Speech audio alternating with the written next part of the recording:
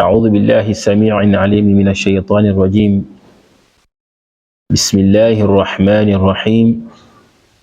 الحمد لله نحمده ونستعينه ونستغفره ونعوذ بالله من شرور أنفسنا ومن سيئات أعمالنا. من يهده الله فلا مضل له ومن يضلل فلا هادي له ونشهد أن لا إله إلا الله وأن محمدا عبده ورسوله صلوات الله وسلامه عليه وعلى آله وأصحابه ومن اهتدى بسنته إلى يوم الدين. أما بعد، رب اشرح لي صدري ويسر لي أمري واحلل عقدة من لساني يفقه قولي. سبحانك لا علم لنا إلا ما علمتنا إنك أنت العليم الحكيم. Alhamdulillah, après avoir loué Allah subhanahu wa ta'ala à qui appartient toute majesté suprême, nous implorons sa grâce et sa miséricorde sur le sceau des prophètes Muhammad sallallahu alayhi wa sallam, sur sa famille, sur ses nobles compagnons, ainsi que sur tous ceux-là qui les suivent dans la bonne direction jusqu'au jour de la rétribution. Qu'Allah subhanahu wa ta'ala nous compte parmi eux. Alhamdulillah, ce qui nous a rassemblés ici, c'est l'apprentissage, la recherche du savoir islamique. Et le thème sur lequel nous allons essayer d'apporter un peu de lumière, sur lequel nous allons nous entretenir, c'est sur le thème de la purification. En islam, on distingue trois types de purification. Trois types de purification. Il y a d'abord la purification corporelle, et c'est de ça qu'on va parler. Et la purification du cœur et la purification de l'âme. Donc, c'est les trois types de purification. La purification corporelle se fait par quel moyen? On purifie le corps par quel moyen? Par de l'eau. Ou bien, la purification du corps se fait avec de l'eau, ou bien avec quoi? Un autre moyen de purification, c'est quoi? Avec tayammum. On va voir ça tout à l'heure. Et la purification du cœur. La purification du cœur, ça c'est le plus important. Là, vous voyez. Le corps, ça c'est autre chose. Mais la purification du cœur, c'est la base. C'est la base. Et la purification de l'âme. La purification du cœur, c'est quoi? Ça implique à purifier son cœur du shirk, des superstitions, d'accord, de tout ce qui peut faire sortir, de toute croyance qui est en contradiction avec l'islam. Est-ce que vous voyez? Donc, il faut d'abord purifier son cœur avant son corps. Parce que si une personne a dans son cœur la croyance que lui, avant qu'il ne réussisse sa vie, sa réussite là, il faut qu'il fasse un sacrifice dans une rivière quelque part, ou bien que ses ancêtres qui sont derrière lui, c'est eux qui le font réussir. S'il a besoin de quelque chose là, il faut évoquer les ancêtres qui n'ont qu'à être derrière lui, qui n'ont qu'à lui donner la chance. Hein? S'ils s'en vont dans les cimetières pour invoquer les morts, est-ce que cette personne-là a purifié son cœur? Donc dans son cœur, il y a quoi? L'impureté de quoi? L'impureté de la croyance. D'accord? Sa foi est impure. Et cette impureté fera que aucun acte d'adoration ne sera accepté de cette personne.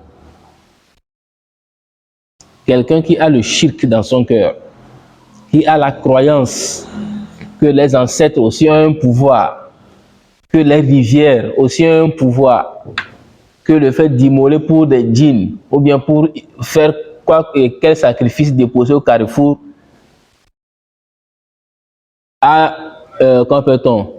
est une cause directe de sa réussite ou bien de quoi que ce soit, cette personne-là a une mauvaise croyance. Cette personne-là a une impureté dans son cœur. Est-ce que vous voyez?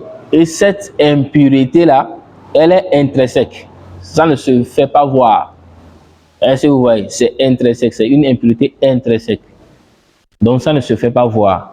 Mais cette impureté fera que quoi? Aucun acte d'adoration ne sera accepté de cette personne. Cette personne va prier, jeûner le ramadan, faire le hajj, donner la zakat. La personne va faire tout, mais toutes ces œuvres seront batil, ne seront pas acceptées par Allah. Est-ce que vous voyez? C'est pour cela que Allah nous dit dans le Saint-Coran, وَقَدِمْنَا إِلَى مَا عَمِلُوا مِنْ عَمَلٍ فَجَعَلْنَاهُ هَبَاءً مَنْثُورًا. Il y a certaines personnes là, ils vont emmagasiner des bonnes œuvres, ils vont faire beaucoup de bonnes œuvres, mais leur œuvre au jour de la résurrection serait éparpillée comme quoi? De la poussière. Pourquoi? Parce que un, ils ne l'ont pas fait pour Allah, et de deux, leur croyance n'était pas sur Allah subhanahu wa ta'ala. Est-ce que vous voyez? Tu vas voir quelqu'un qui rentre à la mosquée pour prier, mais cette personne porte une bague, que cette bague-là qui est une protection pour lui. Et la bague-là, et s'il y a un danger là, ça chauffe mon doigt, et puis je sais que, il y a un danger ici, et je vais quitter les lieux. Ou bien, la bague là, quand il y a un danger là, je vais disparaître en même temps. Ou bien la personne va porter quelque chose autour de la hanche, des talismans, ou bien des quoi au bras, que c'est une protection. Donc ça veut dire que cette personne-là n'a pas mis sa croyance en Allah subhanahu wa ta'ala. Cette personne croit en autre chose que Allah. Est-ce que vous voyez? Et même si cette personne-là croit en Allah subhanahu wa ta'ala, cette croyance-là n'est pas parfaite, n'est pas complète.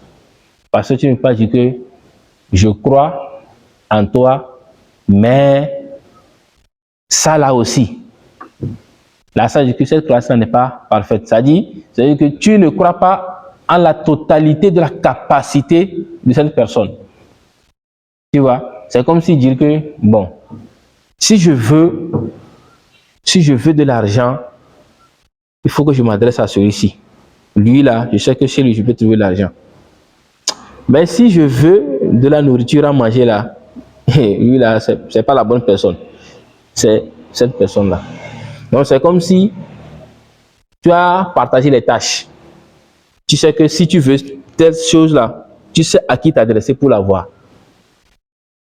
Alors que Allah subhanahu wa ta'ala, il est le pourvoyeur de toutes choses. Donc celui en qui tu comptes même pour avoir ce que tu veux, en réalité c'est Allah qui l'a donné. Est-ce que vous voyez? Donc le fait d'avoir confiance en Allah subhanahu wa ta'ala, c'est une confiance totale qu'il faut avoir. Il ne faut pas dire que si tu veux attendre Dieu là, ce serait trop tard. Il faut passer par ici d'abord. Est-ce que vous voyez? Mais Allah nous a montré quoi? Des causes. Si vous voulez ceci, faites ceci.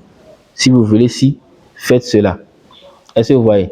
Donc si c'est les causes que Allah subhanahu wa ta'ala lui-même, il nous a enseigné, il nous a ordonné de faire, là il n'y a pas de problème.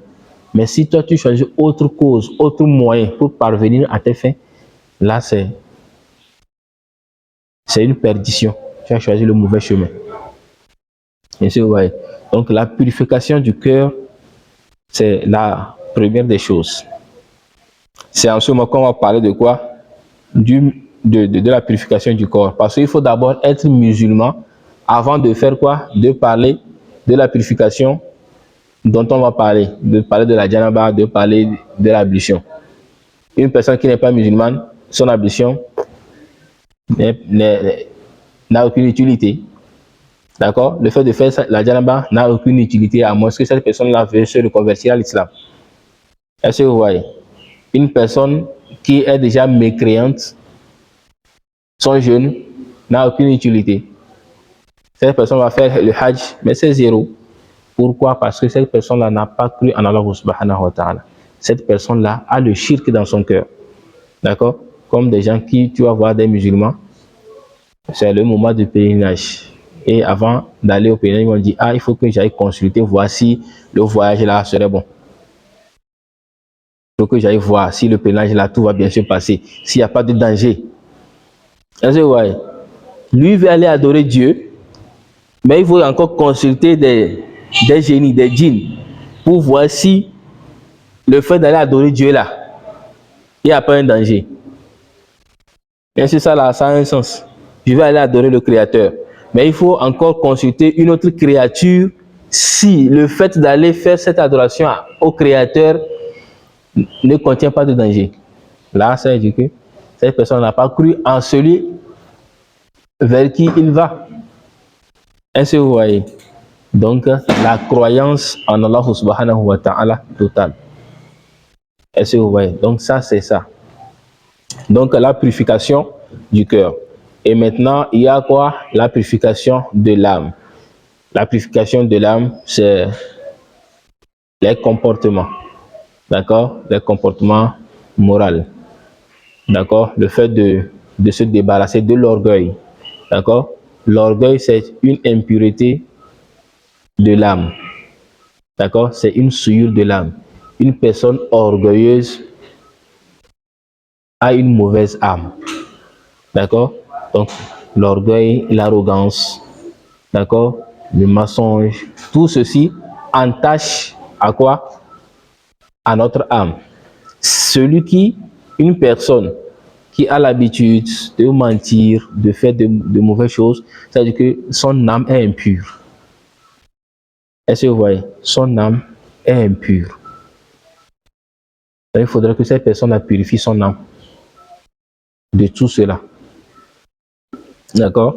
Donc, un musulman doit avoir les 3 types de purification. La purification corporelle, la purification du cœur et la purification de l'âme.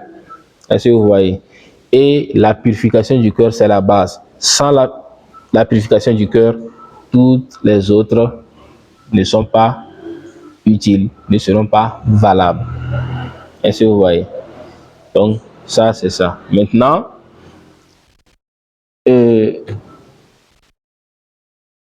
la purification dont on va parler ici, c'est la purification corporelle.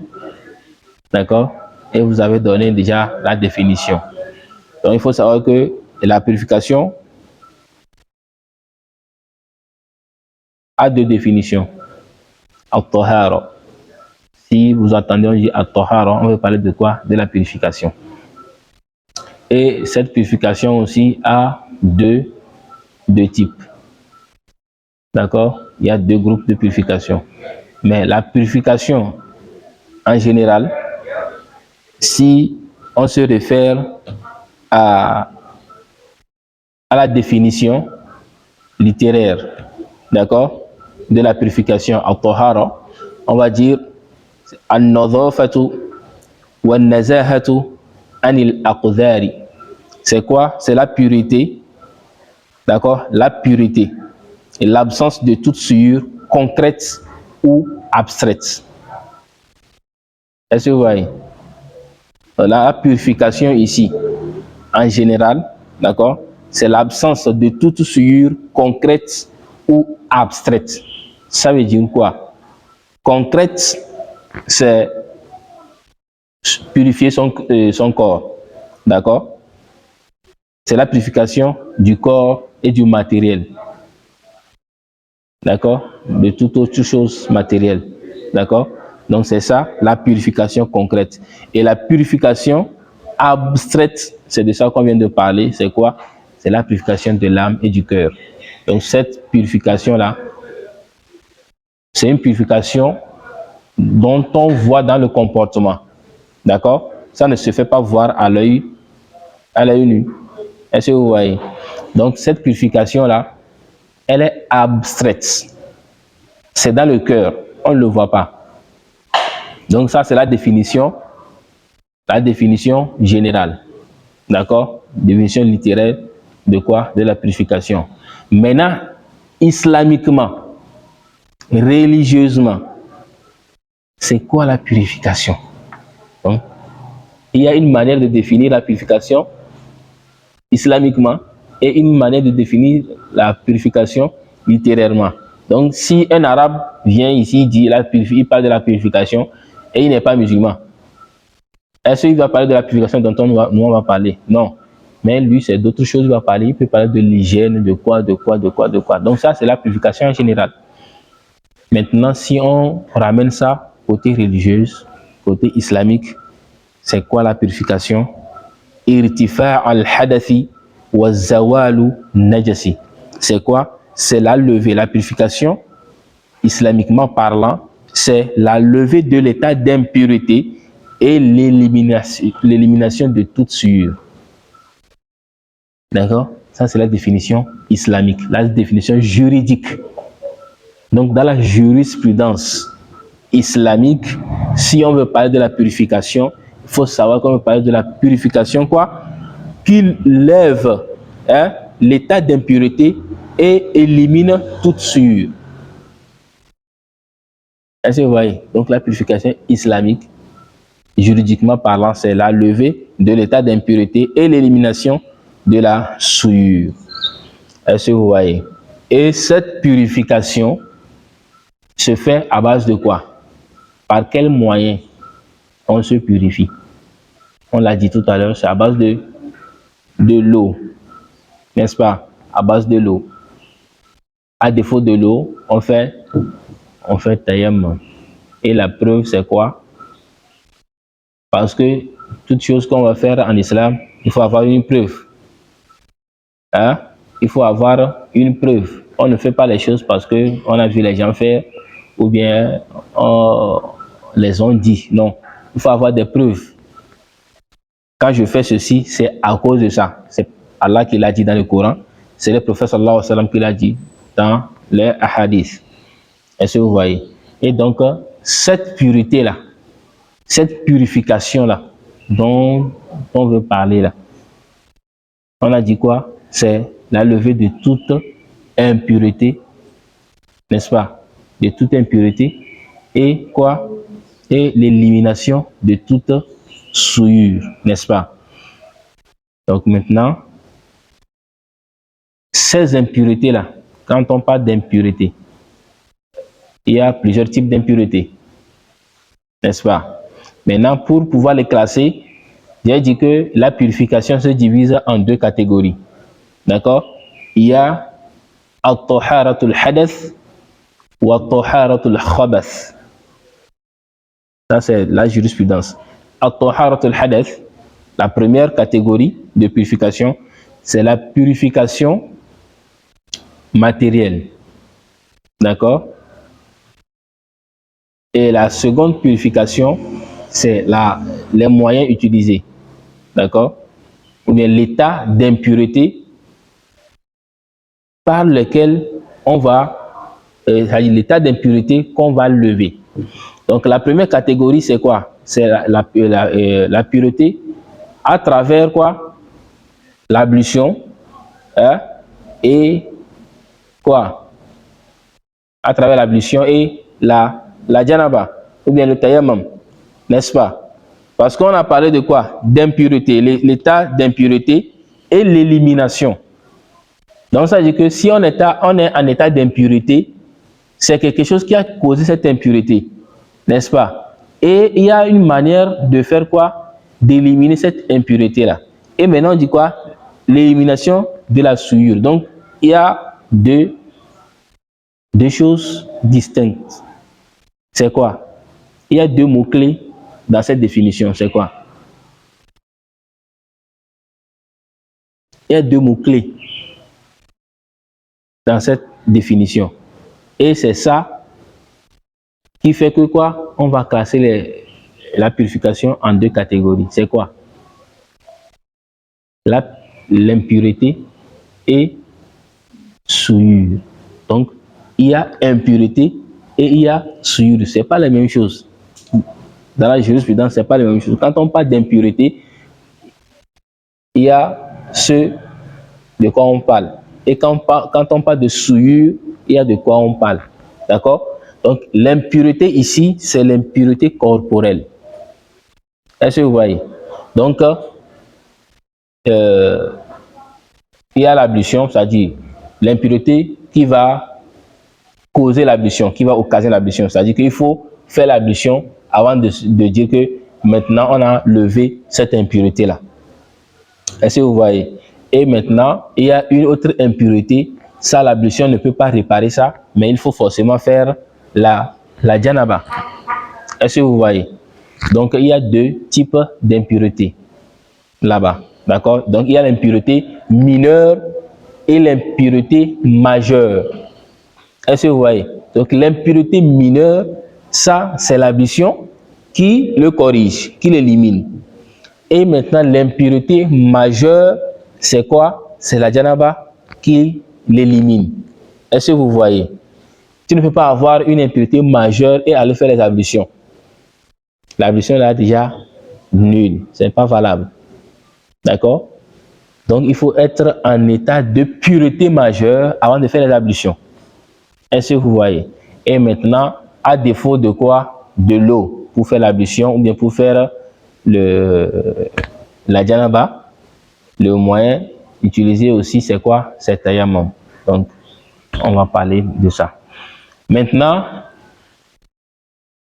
on a dit quoi? Ça, c'est la première catégorie, c'est ça, non? La deuxième catégorie, donc l'impureté liée aux souillures. Donc, ça touche quoi? L'impureté liée aux souillures, ça touche quoi? Ce qui est matériel. D'accord? Ça touche les vêtements, l'espace. D'accord? Ça touche les vêtements, l'espace et le corps. Est-ce que vous voyez? Donc, avant, si on fait les ablutions, c'est pour pouvoir faire une adoration, n'est-ce pas? Et si l'espace dans lequel on veut faire cette adoration n'est pas pur, est-ce que cette adoration-là serait valable? Donc, il faut connaître, il faut savoir maintenant quelles sont les impuretés qui invalident l'adoration. Donc, il faut faire quoi? Il faut éliminer les souillures de quoi? Dans l'espace où on veut faire l'adoration. Il faut éliminer les souillures sur les habits qu'on va utiliser pour faire les adorations. Et il faut éliminer les souillures sur le corps. Est-ce que vous voyez? Donc, c'est les deux grandes catégories de la purification. D'accord? La purification matérielle et la purification de quoi? Immatérielle. Est-ce que vous voyez? Donc, voilà les deux grandes catégories de la purification. Et on a dit quoi? Que le moyen utilisé, c'est quoi? C'est l'eau, n'est-ce pas? Maintenant, cette purification, mais ces deux purifications sont les clés de toute adoration. Pour que Allah subhanahu wa ta'ala accepte une adoration d'une personne, il faudra que cette personne-là soit en état de pureté mineure et majeure. Est-ce que vous voyez? Et la preuve, c'est quoi? Quelqu'un a le Coran en français, une application en français. Vous n'avez pas le Coran chez vous? Personne n'a le Coran dans son portable? C'est pas? Vous n'avez, il n'y a pas Muslim Pro? Bon, donc c'est pas grave. Je voulais que vous me lisiez la partie où Allah subhanahu wa ta'ala nous parle de cette condition. Surat Nisa, Surat 4, verset 43. Surat 4, verset 43. Allah subhanahu wa ta'ala nous dit Ya ayyuhalladhina amanu la taqrabu as-salata wa antum sukara hatta ta'lamu ma taqulun wa la junuban illa a'bir as-sabil hatta taghtasilu. Vous avez vu la partie là? Qu'est-ce que Allah nous dit là-bas?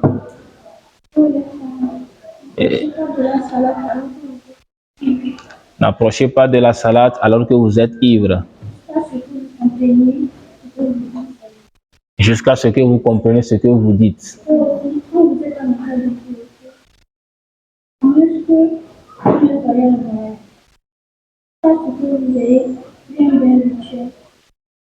Ok, il faut s'arrêter là-bas.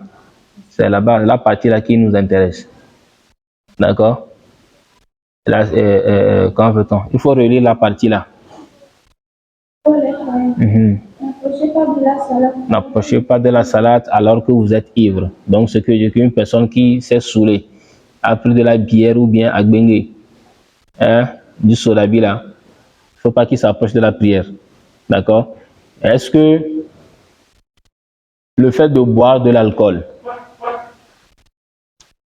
est-ce qu'on va classer ça, l'alcool, on va classer ça dans les impuretés? Est-ce que le fait que la personne, d'abord, l'alcool c'est une impureté ou pas? C'est une impureté, n'est-ce pas? Maintenant, est-ce que le fait que la personne ait consommé de l'alcool se met en état d'impureté?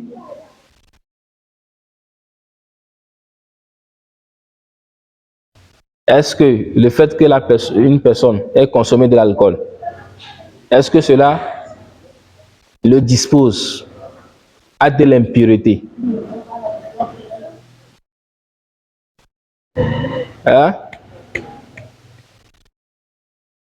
Est-ce que le fait qu'une personne ait bu de l'alcool, est-ce que cela le met en état d'impureté? On a vu que l'alcool c'est une impureté. Maintenant, le fait que la personne ait bu ça, est-ce que ça le met en condition d'impureté? Oui. La preuve.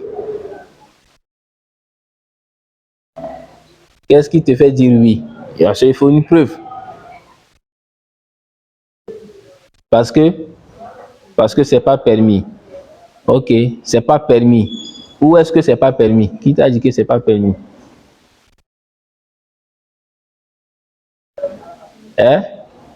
La preuve que c'est pas permis, c'est quoi? C'est un hadith ou bien c'est un verset coranique? Ça dit, avant toute chose en islam, avant de dire que ceci, il faut avoir des preuves. D'accord? Vous êtes des étudiantes, vous êtes à la recherche du savoir. D'accord? Ne posez pas, quand vous posez des questions islamiques, ne posez pas juste des questions juste pour corriger ou bien pour trouver solution à votre problème. Et c'est fini. Est-ce que vous voyez? Quand vous posez une question à un oustaz, à un imam ou bien à un savant,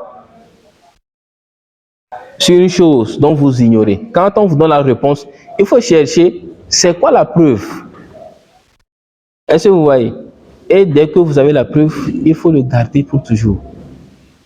Donc, lorsque quelqu'un serait aussi dans cette même situation, tu peux intervenir pour dire que ceci c'est pas comme ça, c'est comme ça. Voici la preuve. Wa alaykoum salam. Est-ce que vous voyez? Donc, il ne faut pas dire, ok, c'est interdit. Ok, c'est interdit. C'est interdit où? Qui l'a interdit? La preuve. Donc, si tu n'as aucune preuve, c'est que tu as inventé ce que tu as dit. Est-ce que tu vois? Même si tu dis la vérité, moi, je veux voir cette vérité-là. D'où est-ce que tu tires la preuve? Ce que tu es en train de dire là, qu'est-ce qui prouve que c'est vrai ce que tu dis? Donc, si tu n'as pas de preuve, c'est que ta réponse, elle est vaine, elle est nulle. Est-ce que vous voyez? Parce que tu as dit que c'est interdit. Interdit par qui? celui qui l'a bu, lui peut te dire que, attends, voici les preuves scientifiques qui montrent que l'alcool est bon pour la santé. Il va te le démontrer par A plus B. Il va te le démontrer. Maintenant, à toi de donner une preuve pour contredire ce qu'il est en train de dire. D'accord. Est-ce que vous voyez? Ok, si la personne a avancé une preuve scientifique, il n'y a pas de problème. On peut trouver aussi une preuve scientifique pour contredire ça. Mais est-ce que c'est dans cette perspective-là qu'on est en train de parler? Non, on est en train de parler religieusement. D'accord? De manière religieuse, c'est interdit. Ok, c'est Dieu qui l'a interdit. C'est le preuve qui l'a interdit. Ok, la preuve que Dieu a interdit l'alcool. Et tu vas lui montrer ça dans le Coran. D'accord? Donc maintenant, je reviens sur ma question. Le fait qu'une personne ait bu de l'alcool, l'alcool, on a vu que c'est une impureté. D'accord? Ok. Maintenant, le fait qu'une personne ait bu de l'alcool, est-ce que cela le dispose à l'état d'impureté?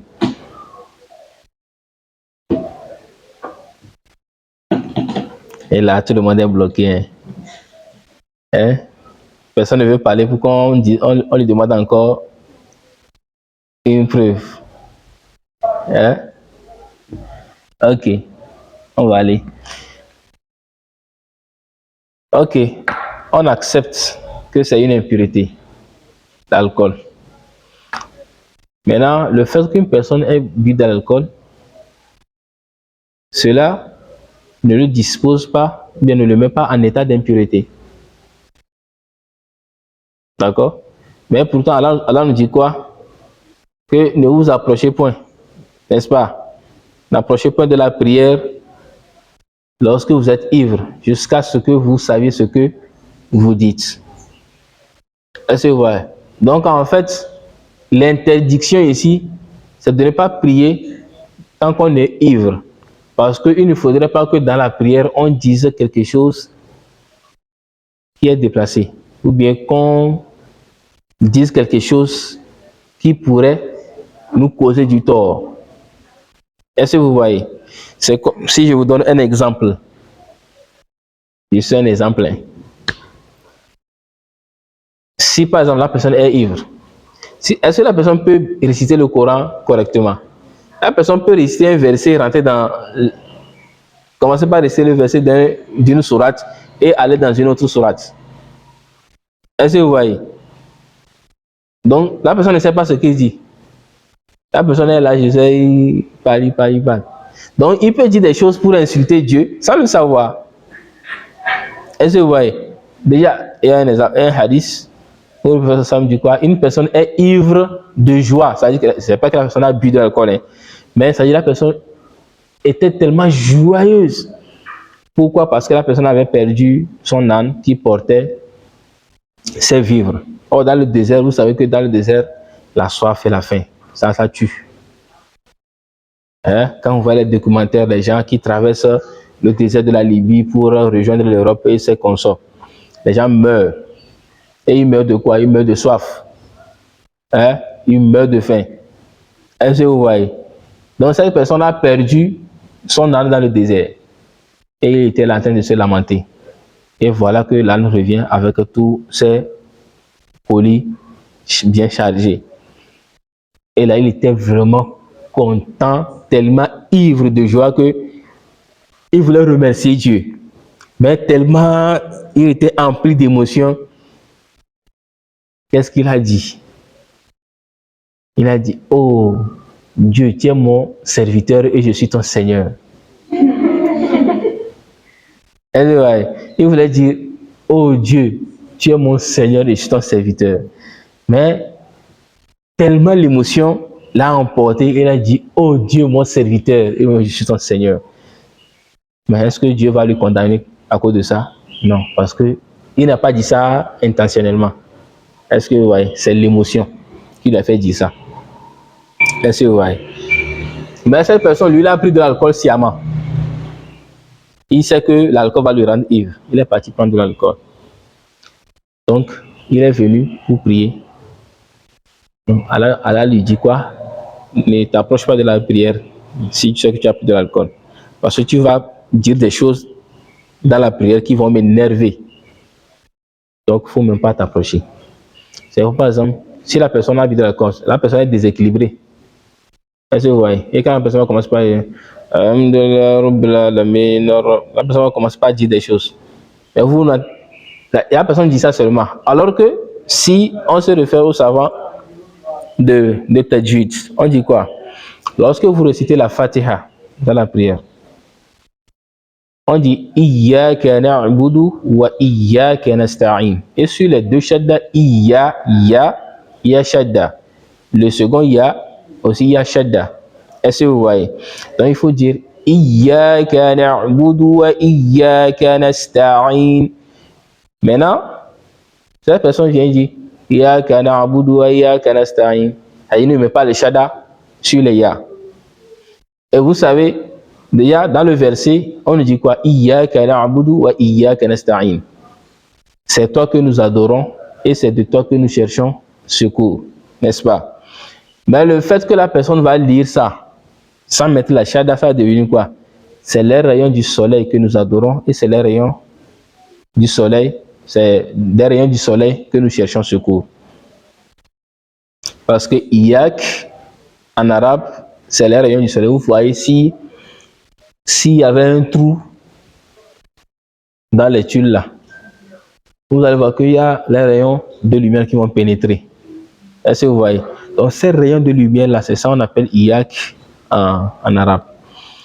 Et donc iyyak là, c'est avec son shadda. Maintenant, dans le Coran, iyyak ici, c'est avec shadda. Est-ce que vous voyez? Donc si la personne récite sans la shadda, ça va devenir quoi? Ça va devenir rayon du soleil. Donc si la personne n'est pas équilibrée et elle est venue pour faire quoi? Pour prier, il va dire des choses. Il va dire des choses, il va insulter Allah. Peut-être même là où il y a Fatha, il va mettre Kasra et ça va changer le sens du verset. Là où il y a Doma, il va mettre Fatha là-bas et ça va changer tout. Est-ce que vous voyez? Donc le fait que la personne ait bu de l'alcool ne le dispose pas à une impureté, c'est-à-dire ne met pas en état d'impureté, mais c'est un grand péché. Est-ce que vous voyez? La personne a commis un grand péché en buvant de l'alcool. Donc c'est un grand péché que la personne a commis, mais cela ne le met pas en état d'impureté. Est-ce que vous voyez? Donc c'est-à-dire que le péché va souiller quoi? Son âme et son cœur, mais pas son corps. Est-ce que vous comprenez? Donc, le péché qu'il a commis, ça va souiller son âme. Donc, il n'a pas purifié son âme du péché de l'alcool. Mais cela ne souille pas son corps. Est-ce que vous voyez? Puisque ici, il s'agit de quoi? De la purification du corps. Et l'alcool ne fait pas partie de ce qui souille le corps, mais ça fait partie de ce qui souille l'âme. Est-ce que vous voyez? Donc c'est pourquoi le prophète sallallahu alayhi wa sallam a dit quoi? Que lorsqu'une personne commet un péché, vous connaissez les hadiths là, non? Que un péché commis fait un point noir dans le cœur. Vous ne connaissez pas le hadith là? Ah? Le prophète sallallahu alayhi wa sallam a dit que chaque fois que le fils d'Adam commet un péché, cela crée un point noir sur son corps. Et dès qu'il se repent, ce point noir là disparaît. Mais s'il ne se repent pas et continue, persévère dans le péché, le point noir va s'amplifier jusqu'à couvrir tout le corps, tout le cœur. Est-ce que vous voyez? Et si tout le cœur est entaché par le point noir, aucune lumière divine ne rentrera plus dans son cœur et cette personne n'aura plus la crainte d'Allah dans son cœur. C'est-à-dire, même si on lui parle d'Allah, ça ne lui fera plus aucun effet. Même si on lui parle de la mort, ça ne fera plus aucun effet. Même si on lit le Coran, vous voyez, quand on lit le Coran, il y a certaines personnes qui pleurent, même alors qu'ils ne comprennent rien. Parce que quoi, la lecture du Coran est une lumière. Donc ces versets-là pénètrent le cœur de cette personne-là en tant que lumière. Et donc si le cœur est entaché par le péché, donc ça veut dire que la lumière divine là ne va plus pénétrer le cœur. Donc quel que soit ce qu'on va dire à cette personne-là, cette personne serait indifférente. Est-ce que vous voyez? Et il a comparé cela à quoi? À de l'huile et l'eau. Quand on verse l'huile dans l'eau, est-ce que ça va descendre? Ça va rester à la surface. Donc c'est comme ça. La parole d'Allah ne va plus pénétrer le cœur, mais ça va rester à la surface. Ça va juste tomber comme ça. Est-ce que vous voyez? C'est pour cela que à chaque péché, il faut se repentir en même temps. À chaque péché, il faut se repentir. Il ne faut pas dire après. Non. Dès que tu sais que tu as commis un péché, il faut te repentir en même temps. Sinon, ton cœur va devenir un cœur mort. D'accord? Donc, cette personne-là a souillé quoi? Son âme, a souillé son cœur. Mais elle n'a pas souillé son corps. Est-ce que vous voyez? Donc, ça, c'est ça. Maintenant, à la suite, qu'est-ce qu'Allah nous dit? Najaha. Allah nous dit quoi à la suite? Oui.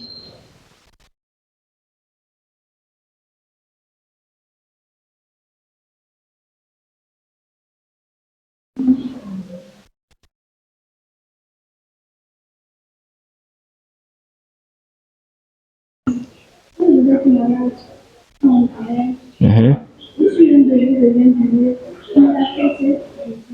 Non. Tu es descendu ça. Il faut remonter.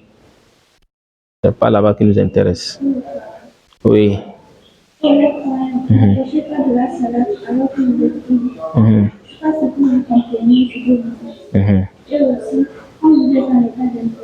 Mhm.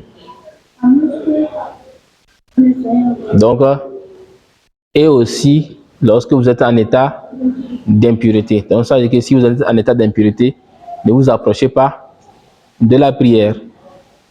Est-ce que vous voyez? Donc, ici, il s'agit de quelle impureté? Il s'agit de quelle impureté? Et quelle najas? On a dit tout à l'heure qu'il y a deux impuretés. L'impureté mineure et l'impureté majeure. Maintenant, il s'agit de quelle impureté ici? Hein? Impureté majeure. Non, des deux. Si tu n'as pas l'ablution, tu vas prier. Tu vas prier. Et maintenant, si tu es en état d'impureté majeure et que tu as fait l'ablution, est-ce que tu peux prier jusqu'à présent? Donc, il s'agit des deux impuretés. L'impureté mineure et l'impureté majeure. Oui? Continue.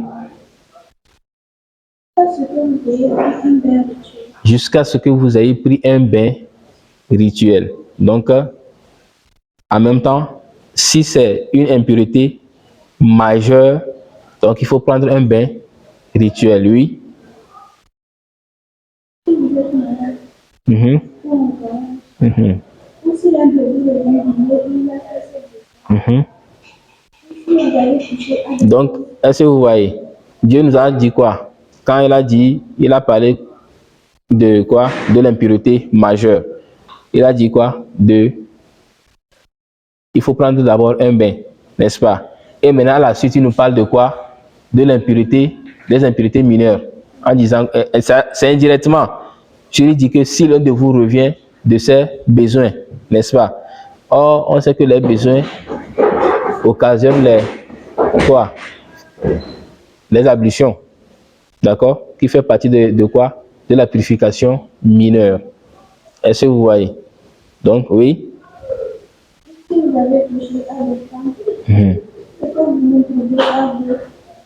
Donc, il nous a parlé en même temps de l'impureté mineure et de l'impureté majeure. Donc, et à la suite, il va nous donner quoi? Un autre moyen de purification au cas où nous ne trouvons pas de l'eau. Est-ce que vous voyez? Donc, la première impureté dont Allah nous a fait part, c'est les deux impuretés. Et maintenant, à la suite, il a différencié ça en disant quoi? Donc, il faut prendre un bain si c'est une impureté majeure Et si c'est une impureté mineure, comme si vous revenez de faire vos besoins, donc il nous a montré quoi? Le moyen de nous purifier. Est-ce que vous voyez? Donc c'est là qu'on tire la preuve de quoi? Que celui qui est en état d'impureté majeure ne doit pas s'approcher de la prière. Est-ce que vous voyez? Et la prière de celui qui est en état d'impureté majeure n'est pas valable. Donc ça veut dire que si c'est la prière, d'accord, qui n'est pas valable, est-ce que les autres adorations seront valables? Non. Est-ce que vous voyez? Donc, il faut forcément se purifier. D'accord? Maintenant, il y a aussi une question qui va se poser. Maintenant, est-ce que le fait que ce qu'une personne en état d'impureté mineure ne doit pas faire, d'accord? Est-ce que celui qui est en état d'impureté majeure peut le faire? Hein? Non. C'est impureté mineure. Si la personne ne peut pas faire certaines choses, donc c'est que celui-là même qui est en état d'impureté majeure, ça c'est encore grave. N'est-ce pas? Maintenant, est-ce qu'il y a des choses que celui qui est en état d'impureté majeure ne peut pas faire, mais que peut faire une personne qui est en état d'impureté mineure? Oui. Donc, comme quoi? C'est lui qui a répondu en premier.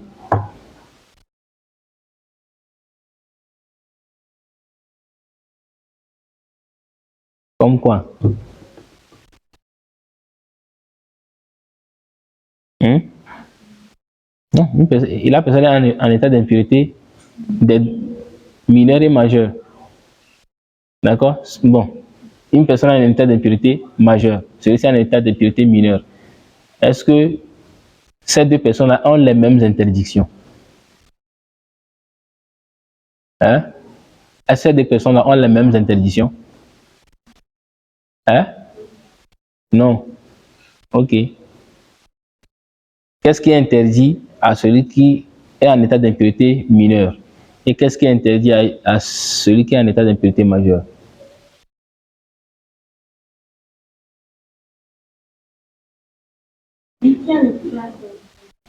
Mhm. Ne doit pas.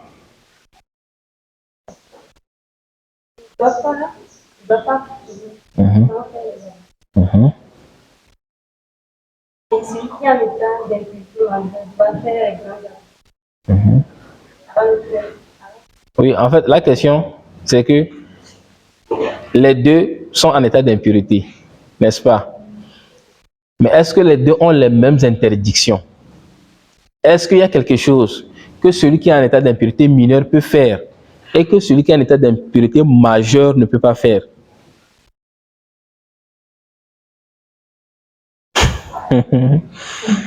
Hein? Oui. Bon, maintenant quoi? Mhm. Mhm.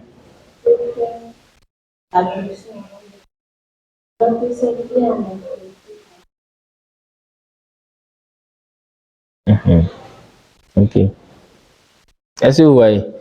En réalité, ce qui est interdit, d'accord, à celui qui est en état d'impureté mineure, est interdit aussi à celui qui est en état d'impureté majeure. Est-ce que vous voyez? Sauf que celui qui est en état d'impureté majeure a encore deux choses qu'il ne peut pas faire, mais que l'autre peut faire.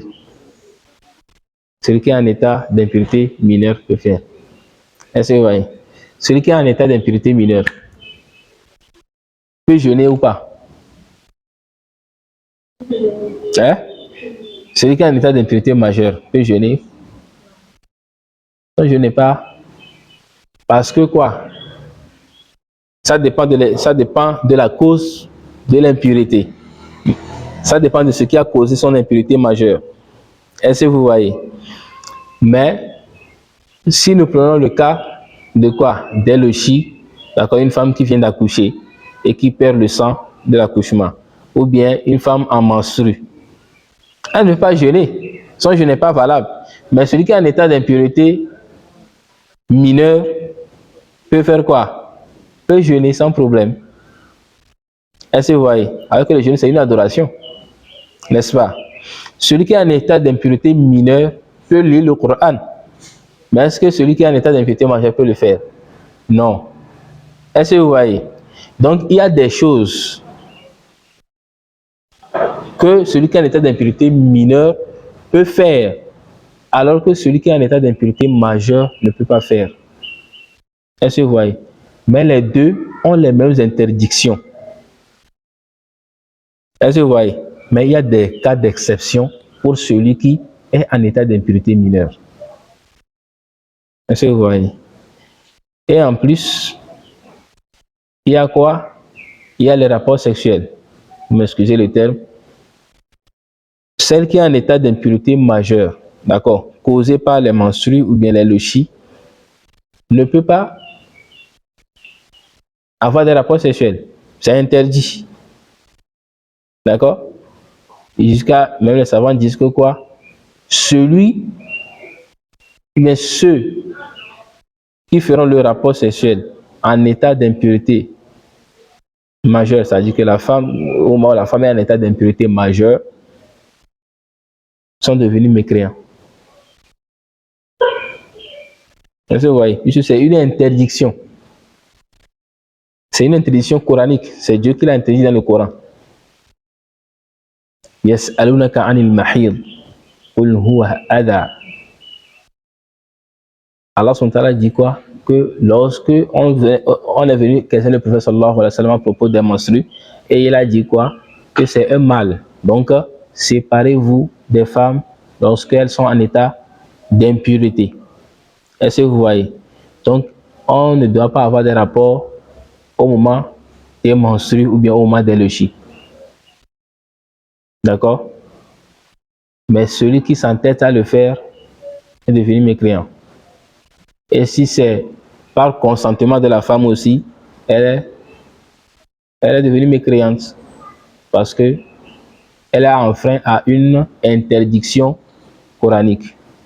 Est-ce que vous voyez? Ok. On dirait que je suis en train de parler trop. J'ai dit que je ne veux pas trop parler, mais je suis en train de trop détailler, tellement que vous n'aurez plus de questions. Donc on va aller, je ne veux plus détailler, on va avancer rapidement. Et après, vous allez poser des questions. Ou bien. Ok. Donc, on a défini quoi? La purification. Et on a donné les deux catégories, n'est-ce pas? Et on a dit quoi? Les moyens utilisés, c'est quoi? C'est l'eau et tayammum. Maintenant, il faut savoir que l'eau aussi utilisée pour faire quoi? Pour faire la purification doit être aussi bien choisie. D'accord? Il y a deux catégories d'eau. Il y a l'eau pure et purifiante et il y a l'eau impure. Donc tu ne peux pas prendre l'eau impure pour te purifier. Donc il faut que l'eau que tu vas utiliser pour faire la purification aussi soit quoi? Soit pure. D'accord? Et l'eau pure et purifiante, on a l'eau de pluie, l'eau naturelle, de puits, de la rivière, l'eau de la mer, en tout cas toute eau qui est ordinaire. D'accord? Toute eau ordinaire, ça dit que c'est, par exemple, si on prend l'eau d'Agoué et l'eau d'Adidogome, ce n'est pas les mêmes choses. Quand tu les prends comme ça, tu vois une grande différence. Est-ce que vous voyez? Mais toute eau qui est naturelle, ça dit que c'est comme ça que Dieu a créé ça. D'accord? On peut l'utiliser pour se purifier. D'accord? L'eau de la pompe, l'eau de quoi, tout ça là, on peut l'utiliser pour purifier. Maintenant, l'eau impure.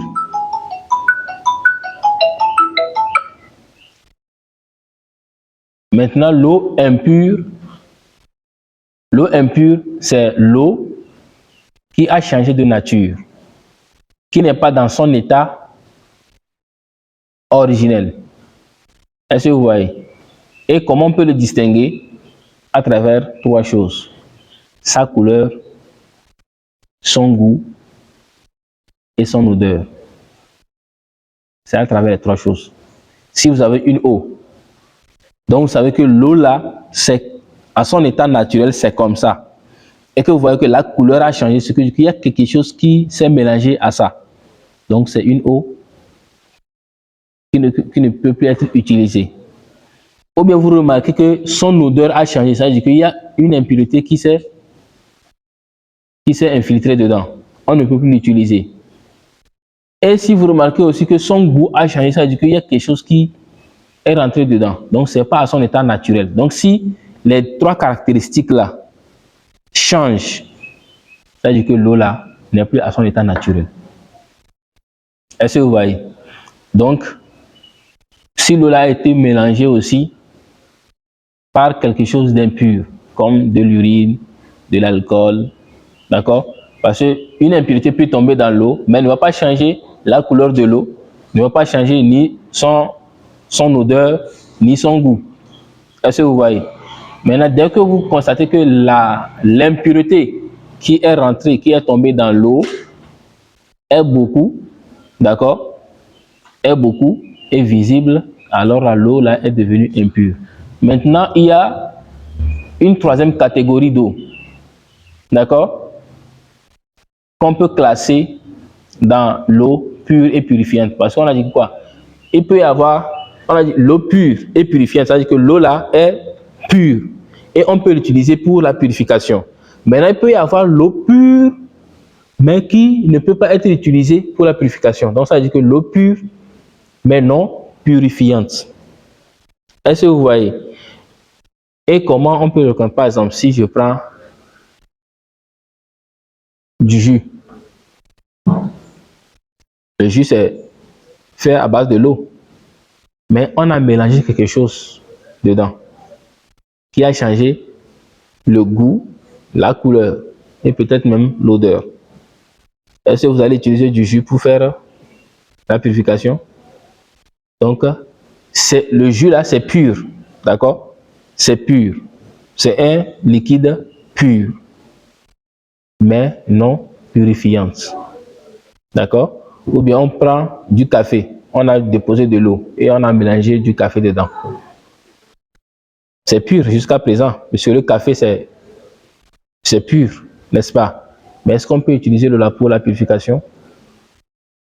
Donc, d'autres savants dit, tant que c'est la chose qui est rentrée dedans n'est pas une impureté, alors on peut l'utiliser. D'accord? Donc c'est à vous de voir. Si par exemple on dépose l'eau et on verse de la bouillie dedans, d'abord, la bouillie est faite à base de quoi? De l'eau, n'est-ce pas? Maintenant on verse la bouillie dans l'eau pour faire alfaro, c'est ça non? Est-ce que vous allez prendre l'alfaro pour faire l'ablution? Pourtant c'est pur, d'accord? Donc il y a l'eau pure et purifiante, l'eau qui est pure dans son état naturel qu'on peut utiliser pour la purification, et il y a l'eau impure, d'accord, dont il y a le changement de goût, de l'odeur et de la couleur, ou dans l'eau dans laquelle une impureté s'est infiltrée, comme de l'urine, de l'alcool, bien quelque chose qui est impur, d'accord, bien des excréments, tout ça là. Est-ce que vous voyez? Et maintenant il y a une troisième catégorie qui est pure, tout simplement. On ne va pas dire pure et non purifiante. Parce qu'on ne sait pas, peut-être quelqu'un peut se doucher avec du café. On ne sait pas. D'accord? Donc, il y a l'eau pure. D'accord? L'eau là est pure. Maintenant, si ce qui a été mélangé avec l'eau là n'est pas impur, ou bien ce qui a été mélangé avec l'eau là, bon, la personne trouve que c'est pas grave pour lui, il peut l'utiliser pour faire la purification, pour faire la janama ou bien pour faire les ablutions. Est-ce que vous voyez?